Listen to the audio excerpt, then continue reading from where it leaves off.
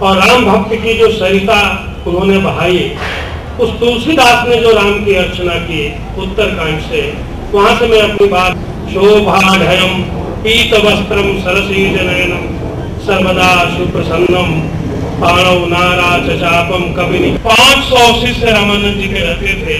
राम बहादुर जी ने चर्चा की थी। हमने अपने बचपन में रामानंद जी के लिए उस थोड़ी सी जमीन को कभी नहीं देखा, और वो थोड़ी सी जमीन केवल एक सीढ़ियों पर बनी हुई चरण पादुका थी। इसके अलावा जो रामानंद जी के नाम पर आज है वो सबके आंखों के सामने निर्मित हुआ है।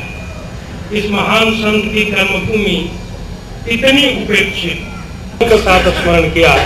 भक्ति द्रावणी उपजी लाए रामानंद, प्रकट किया कबीर ने सप्त द्वीप नवखंड। ऐसा नहीं है। रामानंद जी जिस भक्ति को दक्षिण भारत से लाने की बात कबीर साहित्य में उपलब्ध होती है, वह भक्ति थी भाषा की दृष्टि से जातियों से लोग भी थे, पनर थे। उस भक्ति पद्धति का प्रचार रामानंदाचार्य ने उत्तर भारत में, भक्ति के क्षेत्र में सूत्रों का प्रवेश अत्यंत वर्जित था। वहां रामानंद जी की शिष्य परंपरा में कबीर जुलाहा, रैदास जैसे सत्व से युक्त संत रामानंद के साथ ही खड़े हो सकते। प्रभु जी तू चंदन हम पानी।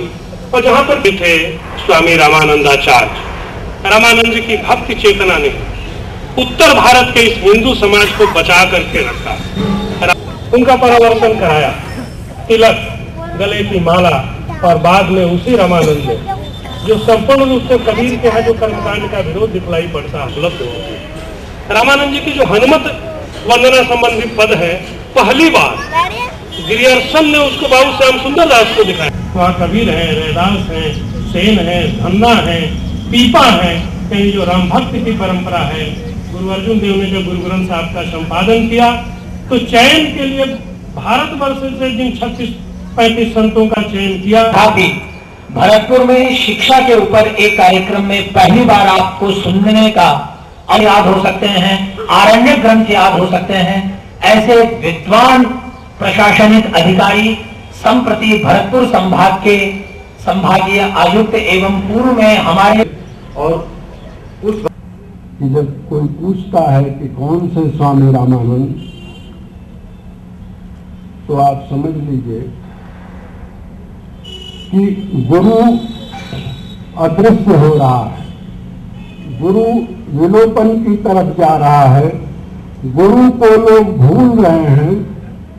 और जरा याद करिए कि उस गुरु के जो शिष्य हैं उनको आज दुनिया ज्यादा जानती है। यह है विडंबना है या नहीं? आप जरा खुद सोचिए।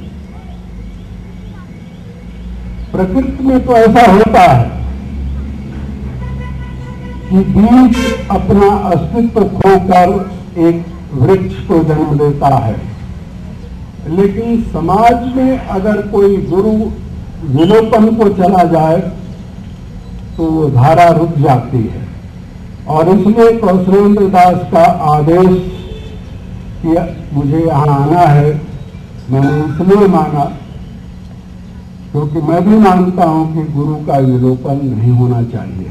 और ये जो प्रयास चल रहा है वो उस परंपरा को फिर से जीवित करने, उस परंपरा के ऊंचे मूल्यों को फिर से समाज में स्थापित करने की एक विनम्र कोशिश है।